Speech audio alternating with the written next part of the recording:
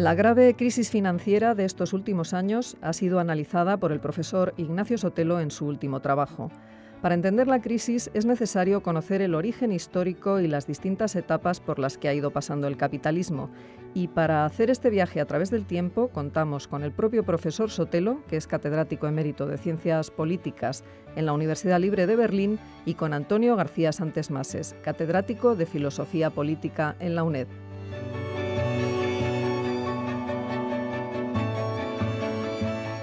Buenos días, tenemos hoy con nosotros al profesor Ignacio Sotelo, con el que vamos a hablar de un libro suyo reciente, España, la salida de la crisis, la sociedad dual del capitalismo financiero. Efectivamente, el libro tiene 3 partes: democracia versus capitalismo, es la primera; la segunda es sobre la especificidad española de la crisis; y la tercera, lo más difícil, sobre el horizonte que se divisa. Entonces, el libro tiene una parte como muy importante de definir pues estos 2 conceptos, ¿no? Capitalismo financiero y la sociedad dual. Pero antes de llegar a eso, pues se hace toda una evolución de lo que es el capitalismo comercial, el capitalismo industrial, el capitalismo financiero. Entonces esta sería la primera pregunta. ¿Cuál es la diferencia entre estos 2 modos de capitalismo? El comercial, el industrial y el financiero. Desde que surge el capitalismo en Europa, no entro en la discusión de qué tipo de capitalismo había en la sociedad esclavista de la antigüedad, y sí el momento en que, después de la caída del Imperio Romano, pasan siglos en los que prácticamente la población está destruida por el campo. El capitalismo tiene que ver con el desarrollo de las ciudades.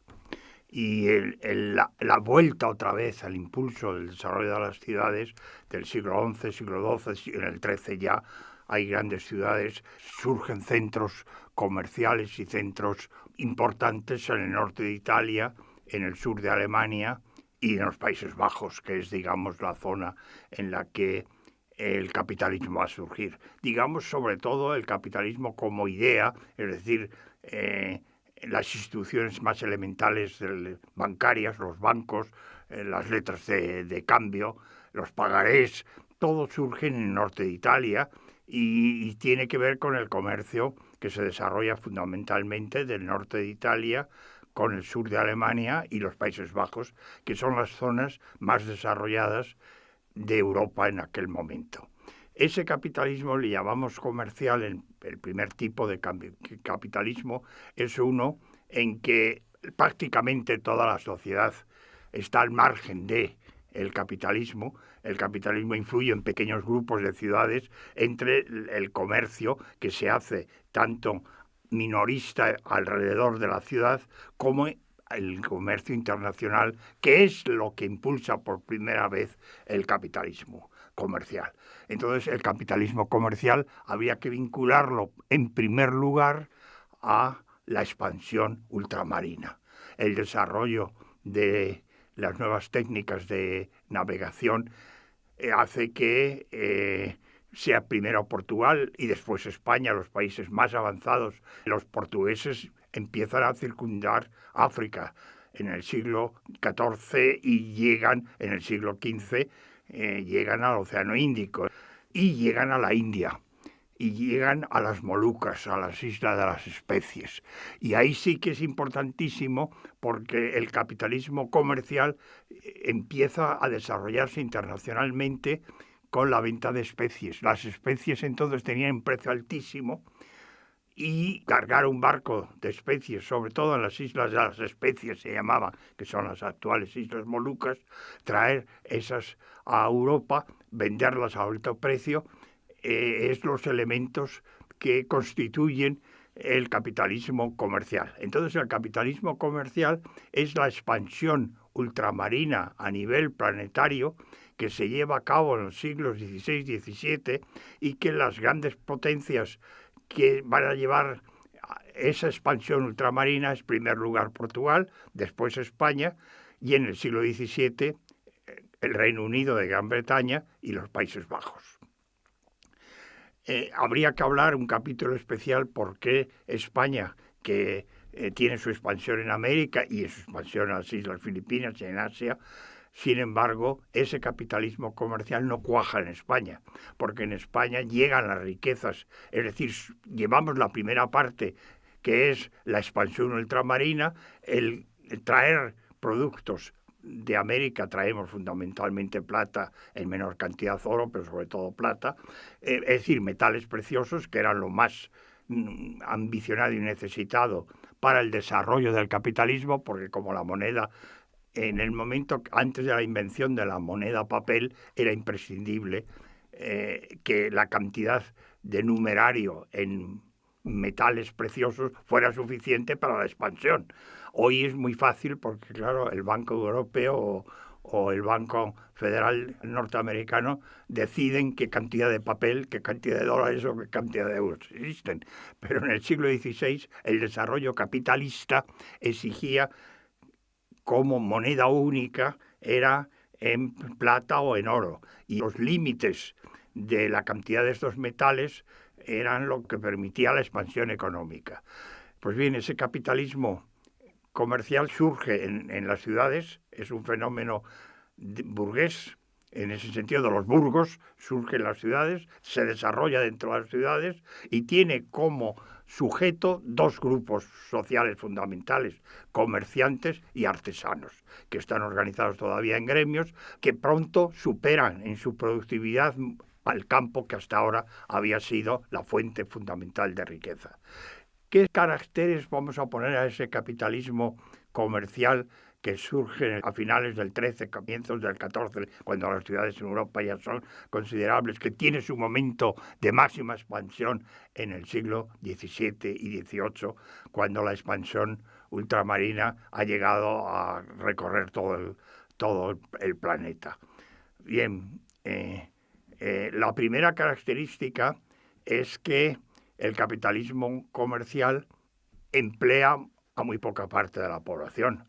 Es decir, la mayoría de la población sigue viviendo en el régimen del antiguo régimen, es decir, semifeudal, o sigue viviendo en los señoríos de los señores y sigue siendo la tierra la fuente fundamental de riqueza. El capitalismo es una fuente, en cierto modo, secundaria y exclusivamente de las ciudades, de algunas ciudades europeas. En España, pues las ciudades Segovia, Ávila, ciudades que empiezan a tener una pequeña industria artesanal. El capitalismo comercial es comercio y artesanos y lleva consigo, pues efectivamente, el que la población que incluye dentro del sistema capitalista es una parte muy pequeña del conjunto de la sociedad. El segundo elemento es su expansión ultramarina a gran velocidad. Es decir, el capitalismo comercial se hace fuerte porque cada vez las relaciones comerciales son más amplias y llegan a lugares más lejanos. Y ahí ella ha citado la importancia radical que tuvo, por un lado, las Islas Molucas y Asia, por las especies, por el alto precio que tenían las especies, y después, efectivamente, América, por lo que significaba los metales preciosos. Bueno, y de ahí pasamos al capitalismo industrial. Principios del siglo XIX, en el momento que avancian las grandes industrias, el éxodo de la población rural a las poblaciones urbanas, la productividad, las largas jornadas laborales, las imágenes así a lo Dickens, ¿no? Efectivamente. Es decir, el capitalismo industrial da su salto en Inglaterra, que en el siglo XVIII tiene dos caracteres, y es que, en primer lugar, hace una revolución agraria y aumenta muchísimo la productividad. El capitalismo comercial empezó ya en el siglo XI-XII con una revolución agraria, con un aumento de la capacidad productiva en el campo. Y Inglaterra es el país donde se lleva a cabo la revolución industrial, precisamente también porque en el siglo XVIII hace una revolución técnica y con un aumento enorme de productividad. Y la primera industria lo que hace son instrumentos para el campo, es decir, del arado de madera al arado de hierro. Y la industria abastece con una nueva tecnología al campo, a un campo, a una agricultura que ya se puede permitir por su capacidad productiva el comprar elementos industriales. Entonces, efectivamente, el país que había avanzado más en el capitalismo comercial y que había ya construido a finales del XVIII un imperio considerable fuera de sus fronteras, es decir, ese es el producto, la expansión colonialista es uno de los caracteres definitivos del capitalismo comercial, es también la base del capitalismo industrial porque contiene otra vez un desarrollo tecnológico de la agricultura que exige nuevos instrumentos y lleva consigo la revolución tecnológica. El capitalismo industrial necesita un mercado para sus productos y necesita una nueva tecnología. Esa nueva tecnología, bueno, ya se sabe que ha sido la invención de la máquina de vapor, que es la primera introducción en la fábrica, que ya existían, pero manuales, artesanales, con la maquinaria. La vinculación directa de estos tres elementos, capital, tecnología y mano de obra, es lo que lleva consigo el desarrollo del periodo industrial del capitalismo que surge en Inglaterra a finales del XVIII, principios del XIX, y se extiende en Europa a partir de 1830.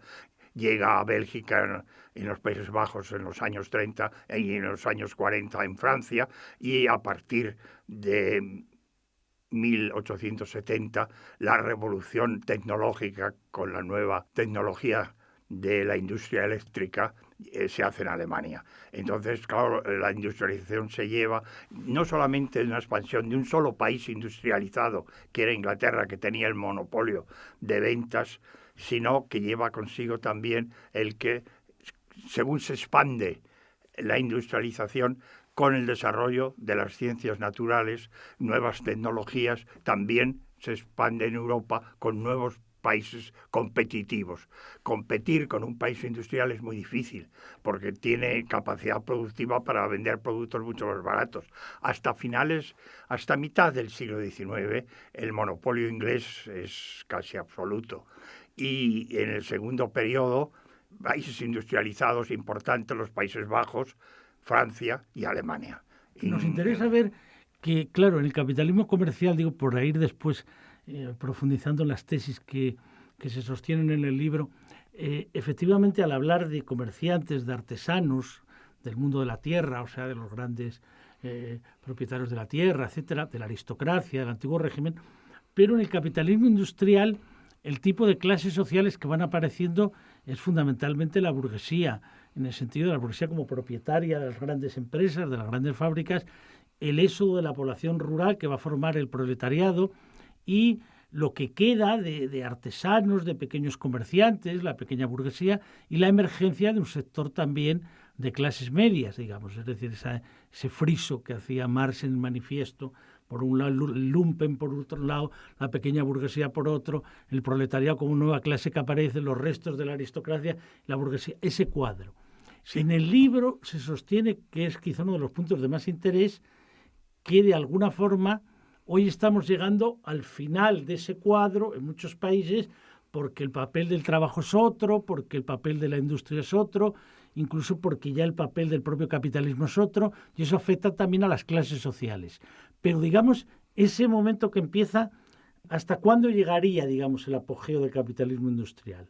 Bueno, los inicios ya están claros, que están a finales del siglo XVIII y muy localizados en Inglaterra. Y ese capitalismo industrial, cuidado, hay que hacer una pequeña observación, y es que en cada tipo de capitalismo hay una clase dominante. En el capitalismo comercial son los comerciantes, por eso lo llamamos capitalismo comercial, la clase dominante. Y entonces, efectivamente, el comercio necesita un sistema bancario, e inventan el sistema bancario, y son los grandes banqueros y los grandes comerciantes los que forman la clase dominante. Banqueros, los Welser en Alemania, los Fugger, los banqueros genoveses, los banqueros venecianos.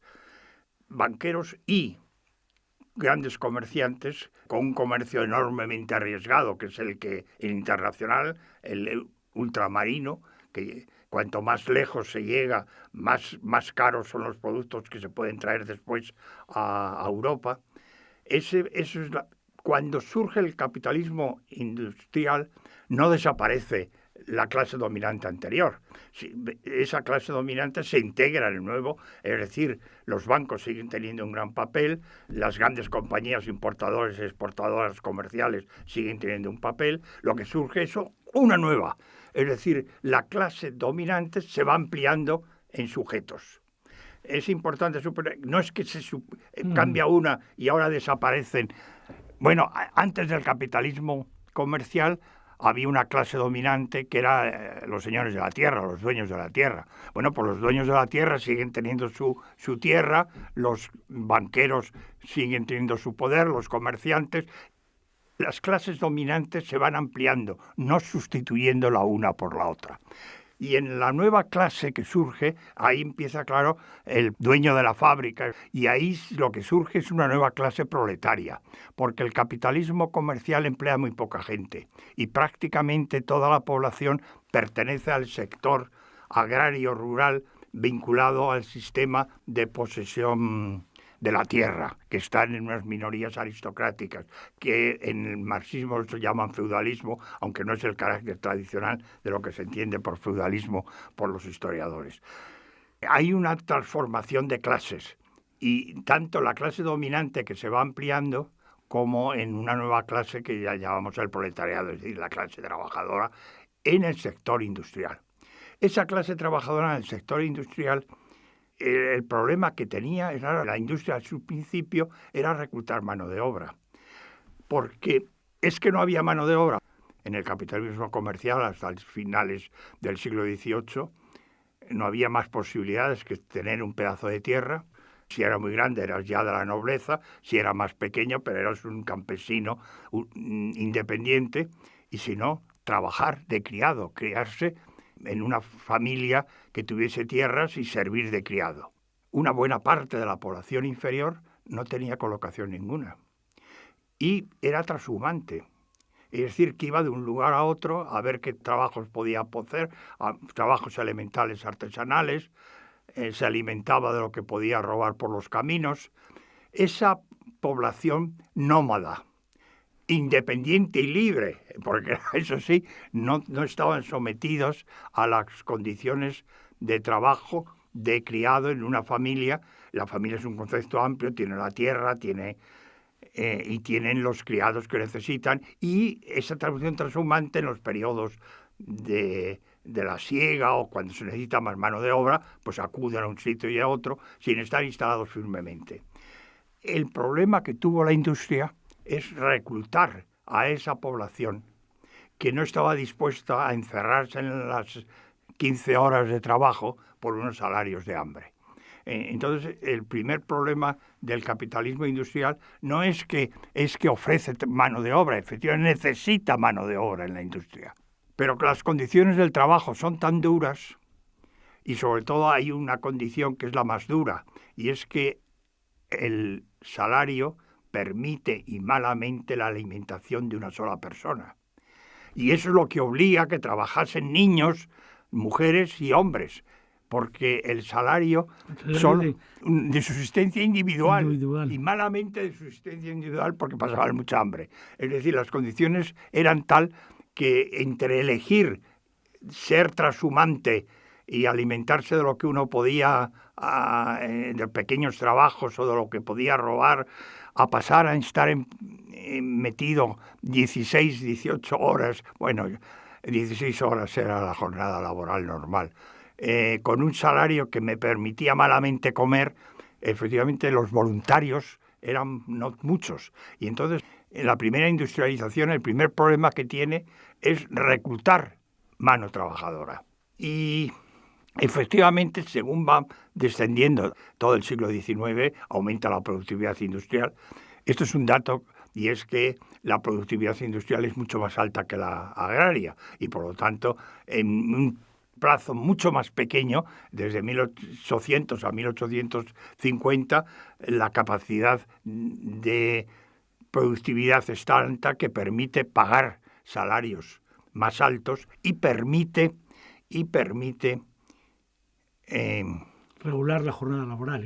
Exacto, ir limitando la jornada laboral, que es lo que se produce en el siglo XIX. Hay un momento hacia 1880, que a mí me parece el fundamental en la historia del capitalismo industrial, en la que pasa algo que es importantísimo, y es que el salario que gana un obrero permite alimentar a una mujer y a unos hijos. Y es cuando la mujer deja de estar en la fábrica, se queda en casa con los hijos, y el salario del hombre en la fábrica es suficiente para alimentar a su mujer y a sus hijos. Es cuando surge la llamada familia nuclear, la familia cristiana, la familia del hombre, la mujer y los hijos. Las familias era una estructura de los que eran propietarios de la tierra, porque los otros vivían de criados o vivían trashumantes y no podían constituir familia. La familia se generaliza, la familia nuclear, se generaliza en el momento que el salario del hombre es suficiente para sostener a la mujer y a los hijos. Y eso ocurre en Europa hacia 1880. Entonces surge la familia nuclear, surge la diferencia de sexos enorme. El manda es el macho, que es el que gana el dinero, y la mujer queda sometida en casa a la voluntad del marido, pero también el trabajo del marido es muchísimo más duro que el trabajo de la mujer en casa con los hijos. Pero es en que todos los problemas que después se han planteado de la familia y de las relaciones entre los sexos tiene que ver para la mayoría de la población, porque la aristocracia, las mujeres que tenían patrimonio y los hombres que tenían patrimonio, las relaciones eran igualitarias y libres.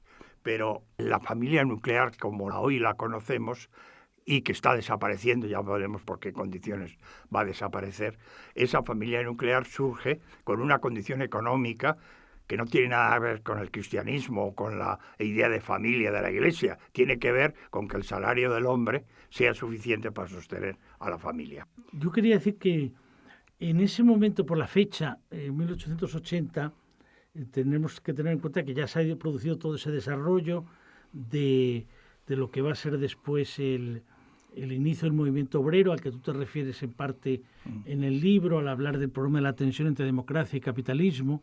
Ya enseguida muere Marx en 1883, pero entonces en esa perspectiva, también es el momento que se van formando también los grandes estados nacionales, los que todavía faltaban, Alemania, Italia, los procesos de unificación, a lo que ya se añade lo que era Inglaterra, lo que era Francia, lo que era España.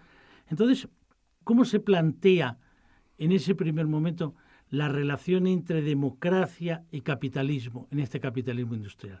¿Y cuál es el tipo de democracia que hay en este modelo, en esta forma de capitalismo industrial? Hasta 1860 era un dogma entre la burguesía y entre el proletariado, es decir, entre los pensadores liberales y los marxistas y anarquistas, que el capitalismo era absolutamente incompatible con la democracia. Para Bakunin y Marx, el capitalismo era el dominio de una clase y que efectivamente esa clase dominaba en todos los ámbitos a través de un instrumento fundamental de dominio que era el Estado, y la democracia, que es el poder de todos para decidir y marcar las líneas generales de la convivencia, solo es posible, pensaban anarquistas y marxistas, en una sociedad sin clases. La auténtica llegar a la democracia significaba acabar con la sociedad de clases y para ello acabar con el Estado, que era el instrumento de dominación de clases. Eso desde el punto de vista de la izquierda. Y en este punto estaban de acuerdo marxistas y bakunistas. En segunda posición, pues también los capitalistas.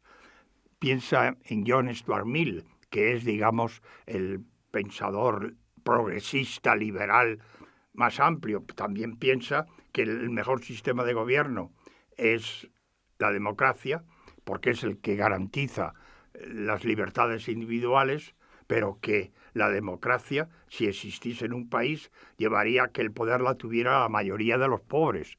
Y esa mayoría de los pobres tendrían una política económica de apropiarse de los bienes económicos que acabaría con la capacidad productiva del capitalismo. De ahí que se decidiese como única posibilidad de gobierno lo que es el voto censitario. Es decir, solo pueden votar, y eso lo defiende perfectamente John Stuart Mill, solo pueden votar aquellos que tengan una capacidad económica que demuestre dos cosas: su capacidad intelectual para enriquecerse y segundo, lo cual demuestra que son gente inteligente y lista, y segundo, que son las personas que van a ser capaces de marcar una política económica racional capitalista. La gran contradicción era: la democracia es el mejor sistema político, pero es incompatible con el mejor sistema económico, que es el capitalismo. Capitalismo y democracia se presentaban como incompatibles. De ahí la necesidad, desde el punto de vista de Marx McLuhan, de acabar con el capitalismo para llegar a la democracia, y desde el punto de vista más progresista de la burguesía, de tener un sistema censatario, de que solo votasen aquellos que hubiesen demostrado por la acumulación de bienes que poseían que tenían capacidad racional para poder votar asuntos económicos. Bueno, pues lo vamos a dejar aquí. Invitamos a Ignacio a un próximo programa donde seguiremos entonces ya entrando en los inicios del siglo XX y la tensión entre democracia y capitalismo a lo largo del siglo XX. Nada más y muchas gracias.